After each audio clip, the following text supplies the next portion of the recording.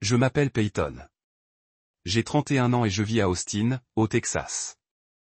J'ai cru un jour que j'allais vivre le mariage parfait avec l'homme idéal. Mon fiancé, Brendan, a 2 ans de plus que moi, il est ingénieur civil, discret, mais toujours attentionné. Nous nous sommes rencontrés lors d'un séminaire il y a 3 ans. Et dès notre première conversation, je me suis dit, cet homme ne ressemble en rien à ceux que j'ai connus. Il savait écouter, était juste assez intelligent, parlait franchement quand il le fallait et avait le don de me donner l'impression d'être la seule personne dans une salle bondée.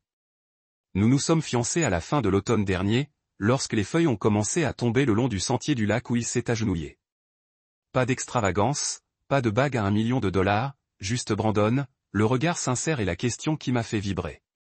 Peyton, veux-tu vieillir avec moi? J'ai pleuré. J'ai pleuré de joie. Et j'ai cru à cette promesse comme un enfant serre son billet pour l'avenir. Après nos fiançailles, nous nous sommes rapidement lancés dans l'organisation d'un mariage printanier. Tout semblait se dérouler comme sur des roulettes. La liste des invités, le lieu dans un ranch tranquille à la sortie de la ville, les dégustations de gâteaux et ces petites mais douces disputes sur les couleurs des bouquets. Brandon a été le premier à donner au mot stabilité un sens rassurant plutôt qu'étouffant.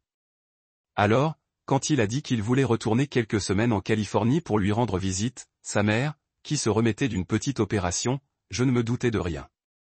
Brandon a toujours été très attaché à sa famille, et cela faisait presque 1 an qu'il était revenu dans la petite ville balnéaire où il avait grandi. Je l'ai même aidé à faire ses valises, j'ai glissé quelques sachets de son café préféré et je l'ai appelé alors qu'il se dirigeait vers la voiture. Dis bonjour à ta mère. Tu vas me manquer. Brandon s'est retourné, a souri doucement et a dit, j'appellerai tous les soirs.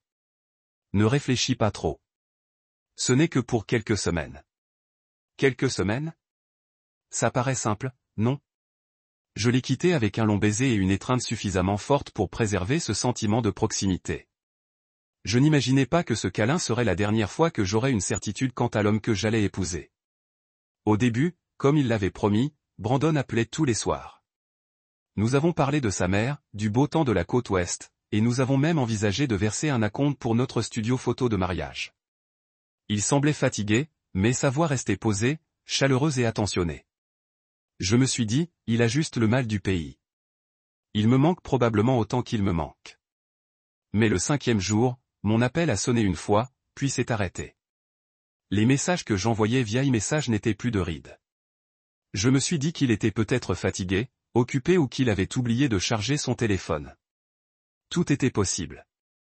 Le 6e jour, j'ai reçu un seul message. Peyton, j'ai besoin de temps pour réfléchir. Je t'expliquerai plus tard. J'étais comme engourdi. Penser à quoi? À nous? Au mariage qu'on avait passé tout l'hiver à préparer? Aux vœux qu'il avait écrits à la main et glissés dans l'écrin. J'ai répondu presque immédiatement. Brandon, que se passe-t-il? Peux-tu me le dire clairement? Pas de réponse. Le silence m'a frappé comme un coup de poing en pleine poitrine. Sans prévenir. Je ne suis pas quelqu'un qui panique facilement, mais à ce moment-là, j'ai eu peur. Non pas parce que j'avais peur d'être abandonné, mais parce que je ne savais pas comment on me traitait. Un homme sur le point de se marier, qui ne laisse que 2 lignes derrière lui et disparaît.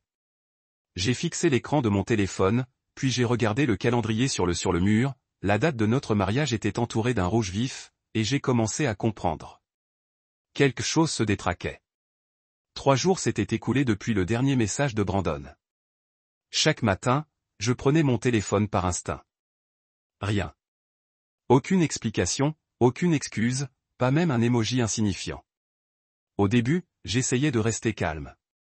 Peut-être que son téléphone était cassé. Peut-être qu'il s'occupait de sa mère et qu'il était trop occupé pour prendre de ses nouvelles.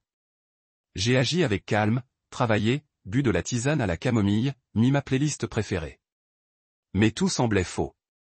Même le chant des oiseaux dehors m'irritait, comme si de rien n'était. J'ai envoyé d'autres messages. Tu vas bien? Fais-moi juste savoir que tu vas bien. Je n'ai pas besoin de longues explications, juste d'un signe, mais toujours rien. Les messages restaient bloqués sur « Envoyer » sans bouger pour les lire. Le 4e jour, j'ai essayé de le contacter par FaceTime. L'écran a sonné quelques secondes, puis la messagerie est tombée. J'ai rappelé, puis de nouveau, directement sur la messagerie. J'ai senti un frisson me glacer la poitrine, non pas à cause de la climatisation, mais à cause du silence pesant qui régnait sur Brandon. Entre nous. Ce n'était pas lui. Brandon n'était pas le genre d'homme à disparaître sans un mot. Il détestait l'ambiguïté. C'était une des choses que j'aimais chez lui. Sa clarté, sa franchise, sa façon de toujours régler les malentendus avant qu'ils ne s'enveniment. Alors pourquoi se cachait-il maintenant? J'ai parcouru les réseaux sociaux, vérifié son profil Facebook où il publiait habituellement des photos du petit jardin derrière sa maison ou du chien du voisin en visite. Rien de nouveau pendant une semaine. Pareil sur Instagram, complètement vide. J'ai vérifié sa section Stories. Rien. Aucun signe, aucun message indiquant de faire une pause ou de se déconnecter un moment. Le malaise en moi ne cessait de grandir. Je n'ai jamais été à l'aise avec les silences prolongés, surtout pas quand il vient de quelqu'un qui avait promis de rester. Ce soir-là, j'ai appelé la sœur de Brandon, Emily. Nous nous étions déjà rencontrés plusieurs fois, pas très proches, mais suffisamment pour nous souhaiter de bonnes fêtes. Le téléphone a sonné longtemps. Lorsqu'elle a décroché, j'ai réalisé que ma voix tremblait. Emily, c'est Peyton. Je suis désolé d'appeler si tard. Je voulais juste demander, Brandon va bien? Silence. Puis une réponse lente est venue. Douce comme du coton, mais assez froide pour me transpercer. Brandon t'a dit qu'il rendait visite à maman? Je me suis figé. Oui, attends. Il ne reste pas chez mademoiselle Margot. Un autre silence. J'entendais du vent ou peut-être de la circulation à l'autre bout du fil. Finalement, elle a dit, je ne suis pas vraiment sûr. On n'a pas beaucoup parlé ces derniers temps. Sa voix était évasive, peu naturelle. Quelque chose n'allait pas. Vraiment pas. Je veux juste savoir s'il va bien. Il n'a pas répondu à mes messages. Tout est arrivé si soudainement. Dis-je doucement, essayant de garder mon calme. Peyton, je pense qu'il a juste besoin de temps.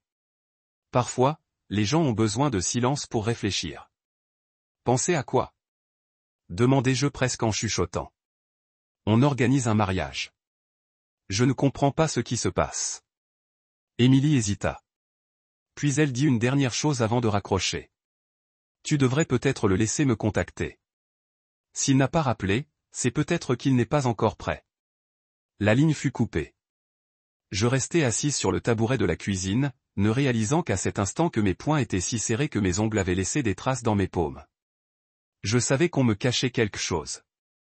Un homme sur le point de se marier n'a pas besoin de silence au point de disparaître.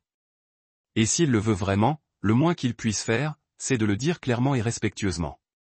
Mais Brandon ne dit rien. N'importe quoi. Il a choisi de se retirer et m'a laissé submerger par une tempête de questions sans réponse. Ce silence plus effrayant que n'importe quel adieu. Je suis resté éveillé la 10e nuit depuis que Brandon avait disparu de ma vie comme s'il n'avait jamais existé. Le sommeil était devenu un luxe, tandis que l'anxiété me pesait si fort que j'entendais mon propre cœur battre à l'aube. J'avais attendu son retour, je lui avais laissé de l'espace, je n'avais pas insisté, je ne l'avais pas blâmé. Mais son silence ne me semblait plus être le temps de réfléchir. C'était comme un rejet silencieux. Et même si je ne voulais pas l'admettre, je le savais. Ce matin-là, debout près de la fenêtre de la cuisine, une tasse de café froid à la main, je fixais les ombres projetées par les arbres de l'autre côté du jardin. J'ai poussé un soupir. Puis, comme si quelque chose avait cliqué en moi, j'ai posé la tasse, je suis allé dans le placard et j'ai sorti une petite valise du coin du fond. Je n'allais pas rester les bras croisés et laisser quelqu'un d'autre dicter mes émotions. Si Brandon n'avait pas le courage de dire la vérité, j'irais la chercher moi-même. Il m'avait un jour raconté que la maison de sa mère se trouvait à Monterey, en Californie, une petite ville côtière aux collines venteuses et aux pins majestueux.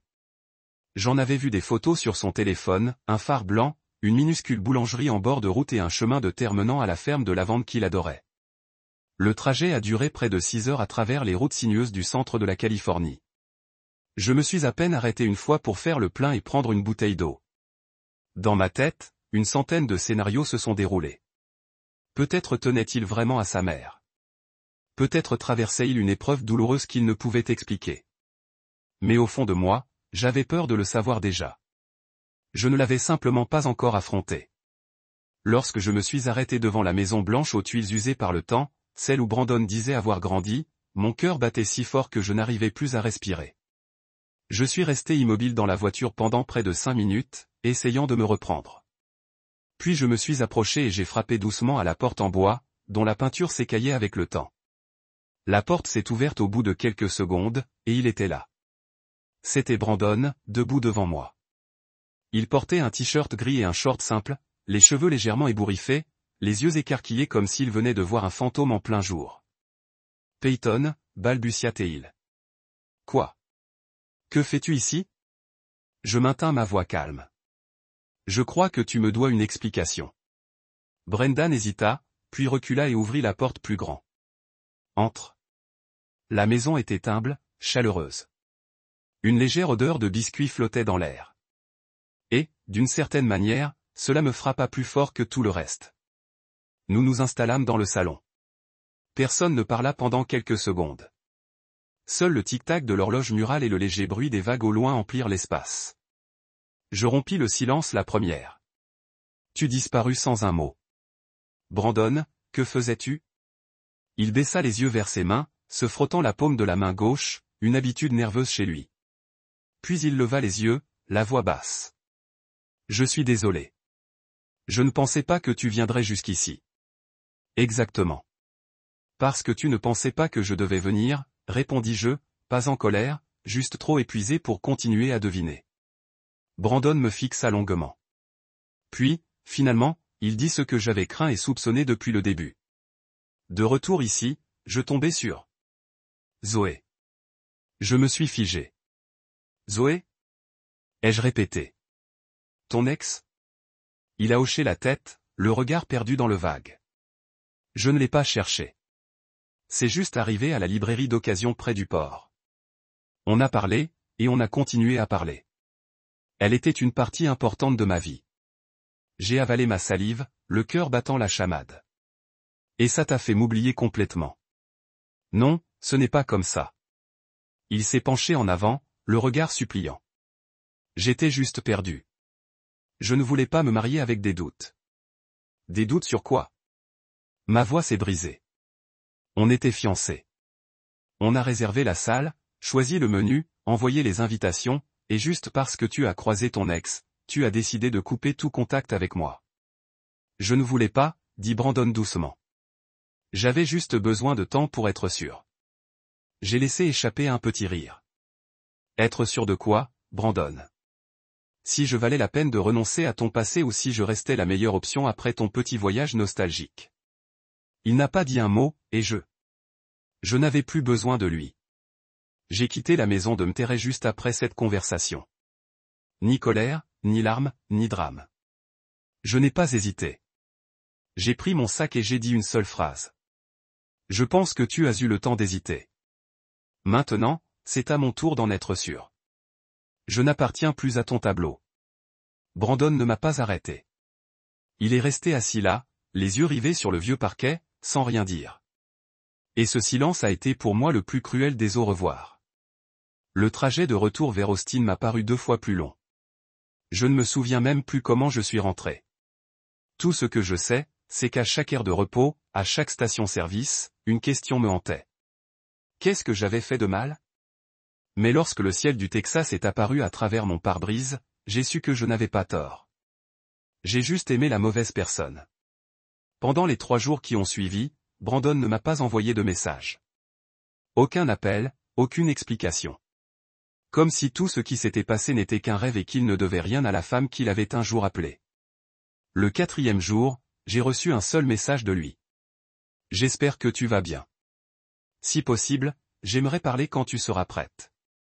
Non, je suis désolé. Non, j'ai fait une erreur. Juste une phrase fade et vague, comme s'il envoyait un texto à un ancien collègue, pas à quelqu'un avec qui il a failli se marier. J'ai lu ce message dans la cuisine, un verre d'eau à la main, et pour une raison inconnue, j'ai ri. Un rire sec et vide, sans la moindre trace de joie. Puis j'ai retourné mon téléphone sur la table et je l'ai laissé sans réponse. Je n'avais plus besoin d'explication. J'avais vu tout ce que j'avais besoin de voir. Le ton de ce message n'a fait que confirmer ce que je savais déjà. Pour Brandon, j'étais une option pratique, pas quelqu'un d'irremplaçable. Ma meilleure amie, Rachel, a été la première à entendre toute l'histoire. Elle a écouté sans m'interrompre, sans juger hâtivement. Mais quand j'ai terminé par « Je ne pense pas qu'il ait jamais voulu me faire de mal », elle m'a regardé droit dans les yeux et m'a dit « Patton, parfois, ce qui fait le plus mal, c'est indifférence ». Je suis restée silencieuse, mais au fond de moi, je savais qu'elle avait raison. 2 jours plus tard, j'en ai parlé à Jay, un ami proche de la fac. Son visage s'est déformé presque instantanément, et il a dit, les dents serrées, si un homme peut discrètement renouer avec son ex dans le dos de sa fiancée, c'est qu'il ne t'a jamais mérité. J'avais l'impression que mon cœur était enveloppé dans la douce couverture de la clarté d'un outsider. Plus j'en parlais, plus c'était clair. Je n'étais pas folle. Je n'étais pas aveugle. Et je n'étais certainement pas faible comme je le craignais. La seule chose que je n'avais pas faite, c'était de bloquer le numéro de Brandon. Non pas que j'attende qu'il dise autre chose. Je n'étais simplement pas prête à fermer complètement cette porte. Mais ça n'a pas duré longtemps. Ce soir-là, en nettoyant ma boîte mail, je suis tombé par hasard sur une photo du studio de mariage que Brandon et moi avions choisi, un studio à Houston avec une douce lumière dorée et un décor rustique. Il avait dit un jour que c'était le genre d'espace où il pouvait m'imaginer marcher vers lui. J'ai fixé la photo pendant près d'1 minute. Puis, sans trop réfléchir, j'ai appuyé longuement sur le numéro de Brandon et sélectionné, bloqué le contact. C'était un geste anodin, mais ma main tremblait légèrement. Non pas que j'ai encore des sentiments, mais parce que je savais que bloquer quelqu'un signifie choisir de se protéger plutôt que d'attendre la décence de quelqu'un qui ne la mérite plus. 1 semaine s'était écoulée depuis que j'avais bloqué le numéro de Brandon. La vie n'était pas revenue à la normale, mais au moins, elle avait trouvé un rythme. Je me levais plus tôt, me promenais au bord du lac près de chez moi tous les matins, prenais un vrai petit déjeuner au lieu de me contenter de siroter un café froid. J'ai commencé à répondre à mes mails professionnels, à faire le ménage dans mon appartement, et même à me couper les cheveux un peu plus courts. Comme si je me débarrassais de toute trace de la future mariée que j'étais. Je n'attendais plus rien. Brandon était un chapitre clos. Une fin floue, mais douloureusement claire. Jusqu'à ce qu'un vendredi après-midi, alors que je pliais du linge, la sonnette retentisse. Je n'y ai pas prêté attention. Peut-être Rachel. Avec une tarte aux pommes fraîches ou un colis Amazon que j'avais oublié de commander. Mais quand j'ai ouvert la porte, j'ai eu l'impression de recevoir un coup de poing en pleine poitrine. Brandon. Il était là. Même chemise bleue, un peu froissée, sans l'ombre d'un remords. À la main, un petit sac en papier du café que j'adorais, comme si c'était juste un rendez-vous sans lendemain. Peyton. Il a souri légèrement. Je passais juste par là et je me suis dit que tu aurais peut-être besoin d'une douceur. Je l'ai regardé fixement. Qu'est-ce que tu fais là? Je me suis dit qu'il était temps qu'on parle vraiment, juste toi et moi, comme avant. J'ai croisé les bras. Tu crois vraiment que tu as encore le droit de commencer quoi que ce soit comme avant? Il a hésité, mais a essayé de garder un ton décontracté. Tu me manques et je pense qu'on peut encore arranger ça. Tu sais, la salle a toujours réservé notre rendez-vous et les fleurs de lavande si tu veux encore cette couleur. Je pense arrêter. Je l'ai interrompu, sentant le sang me monter au visage. Il m'a regardé, surpris. Peyton. Je me suis approché, d'une voix basse mais ferme. Tu crois pouvoir disparaître puis revenir comme ça? Rien ne s'est passé juste parce que tu as réalisé que ton ex n'était pas celui qu'il te fallait. Maintenant, je te vaux à nouveau. Ce n'est pas ça. Brendan a reculé, serrant toujours la tasse de café comme un bouclier. J'ai paniqué. Zoé n'est plus ce que je veux. Tu le hais. J'ai baissé les yeux vers sa main. La bague de fiançailles était toujours là, à son annulaire. Je l'ai pointée du doigt. Enlève-la. Quoi? La bague? Enlève-la. Elle ne t'appartient plus. Brandon s'est figé, le regard fuyant, puis il a lentement retiré la bague et l'a posée sur la petite table près de la porte. Sa main tremblait légèrement, mais je m'en fichais. J'ai pris la bague, je l'ai fixée un long moment, comme si je regardais une ombre qui avait perdu sa forme, puis je l'ai reposée, étrangement calme. Tu as dit que j'étais ce dont tu avais besoin, ai-je dit lentement. Mais tu ne m'as jamais demandé si j'avais encore besoin de toi, Peyton. Je suis désolé. Non, tu n'es pas désolé pour ce que tu as fait. Tu regrettes juste que ça n'ait pas marché. Ses yeux s'écarquillèrent. Tu ne comprends pas, oh, je comprends, dis-je froidement. Tu voulais t'assurer que je sois toujours là après avoir mis ton passé à l'épreuve, mais je ne suis plus la fille qui t'attend. Brendan se mordit la lèvre, la panique commençant à scintiller dans ses yeux. Tu ne peux pas être sérieux. Je n'ai jamais été aussi sérieux. Il regarda autour de lui comme s'il cherchait quelque chose qui subsistait encore entre nous. Mais il n'y avait rien. Juste un appartement propre, calme et résolu. Un endroit qui était autrefois un foyer, maintenant un refuge pour quelqu'un qui réalisait qu'elle méritait mieux. Peyton, s'il te plaît. Je peux arranger ça. J'ouvris la porte et m'écartai. Tu as eu ta chance. Tu as choisi de fuir. Et maintenant, je choisis d'avancer seul. Brandon s'attarda encore quelques secondes, comme s'il n'arrivait pas à croire que cela arrivait vraiment. Mais je ne bougeais pas. Finalement, il se retourna et sortit sans un mot. Quand la porte se referma, je ne soupirai pas. Je ne soupirai pas. Je me suis contenté de prendre le café qu'il avait apporté, d'ouvrir le couvercle, de le verser dans l'évier et de jeter la tasse à la poubelle. Comme si on se débarrassait d'une douce illusion depuis longtemps périmée. 3 jours après que Brandon soit sorti de mon appartement avec ses excuses timides en guise de réponse, j'ai recommencé à respirer. Ni profondément, ni complètement, mais suffisamment pour survivre chaque matin sans m'effondrer sur un nom. Samedi après-midi, Mia, une ancienne collègue de Brandon qui avait participé à nos groupes de discussion plus d'une fois, m'a envoyé un message pour prendre de mes nouvelles. C'était court. J'ai su ce qui s'était passé.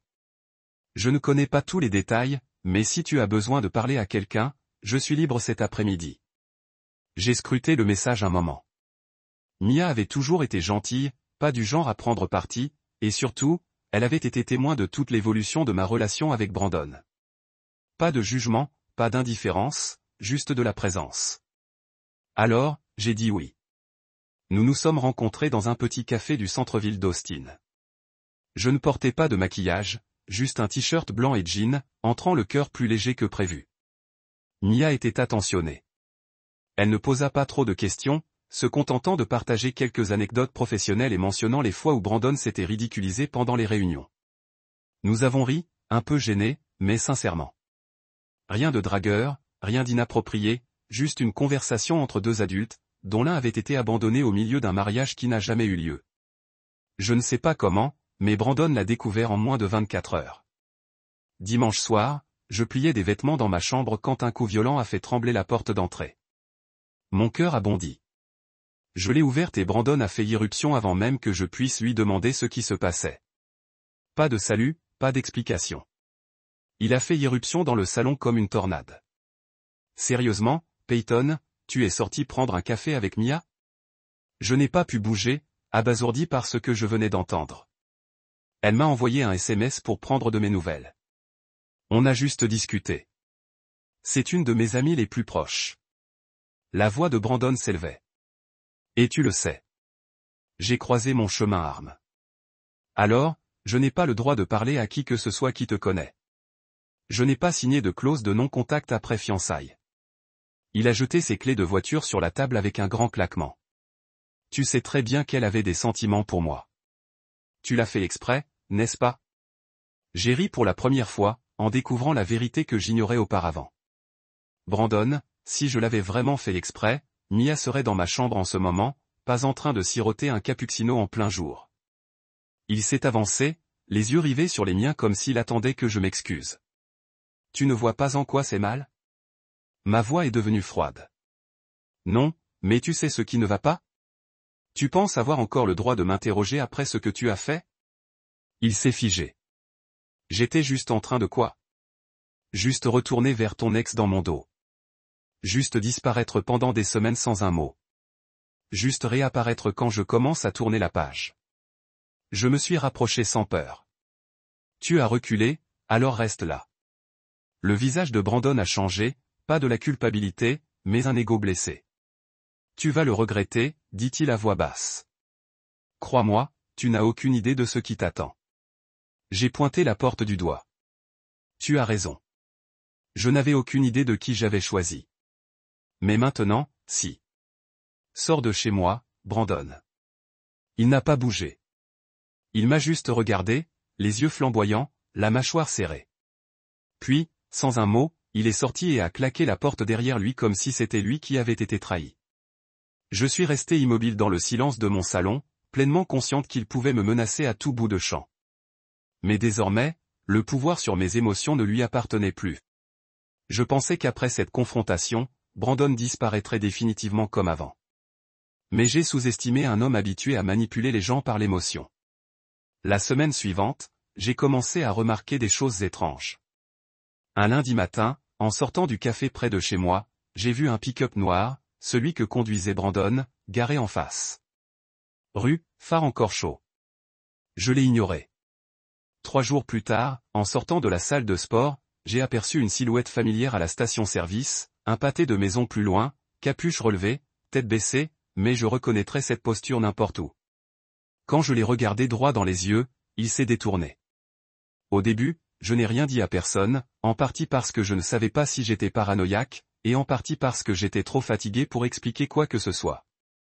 Mais à la 4e fois, quand je suis sorti de l'épicerie et que je l'ai vu debout au fond du parking, faisant semblant de consulter son téléphone, j'ai su que ce n'était pas une coïncidence. Ce soir-là, je lui ai envoyé un message. Brandon, je sais que tu me suis. Ceci est ton premier et unique avertissement. Ne franchis plus la ligne. Pas de réponse. Mais le lendemain, le pick-up avait disparu. Plus personne ne s'est présenté près de chez moi. Pas d'ombre derrière les arbres en face de la fenêtre de ma chambre. Quand j'ai fermé les rideaux le soir, je ne savais pas s'il avait disparu parce qu'il avait peur de moi ou parce qu'il avait enfin compris ce qui se passait. Il avait perdu. Mais honnêtement, je m'en fichais. Quelques semaines plus tard, Mia m'a envoyé un nouveau message pour me demander si je voulais boire un verre. Je l'ai remercié, mais j'ai poliment décliné. Je ne me sentais plus sur mes gardes, mais je ne m'intéressais pas non plus à tout ce qui touchait au passé de Brandon. Mia était peut-être quelqu'un de bien, mais je n'étais pas prête à m'engager dans quoi que ce soit qui me ferait douter à nouveau. Au lieu de cela, j'ai commencé à me concentrer sur moi-même, sur tout ce que j'avais manqué pendant ces 3 années passées à construire un avenir dont l'autre n'avait jamais vraiment voulu faire partie. Je me suis inscrite à un cours d'art du soir, ce que j'avais toujours promis de faire, mais que je repoussais sans cesse à cause de l'organisation du mariage. J'ai repeint les murs de mon salon, passant du crème pâle au vert olive, non pas pour Fang, mais parce que ça éclaircissait mes matinées. J'ai arrêté d'expliquer ce qui s'était passé. Plus d'esquive avec mes collègues.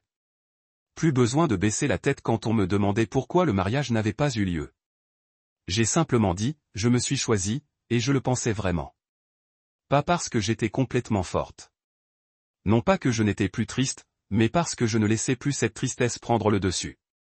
Brandon avait été un rêve, une belle vision que j'avais contribué à construire de tout mon cœur. Mais un rêve sans confiance n'est qu'une illusion. Et je m'étais réveillé. Ce jour-là, assise près de la fenêtre, tandis que le soleil filtrait à travers la vitre, je me sentais légère.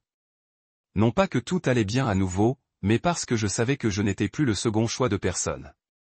L'histoire de Peyton ne se résume pas à des fiançailles rompues. C'est l'éveil d'une femme qui a enfin reconnu sa valeur. Dans la vraie vie, beaucoup de gens ont inconsciemment joué le rôle de plan de secours.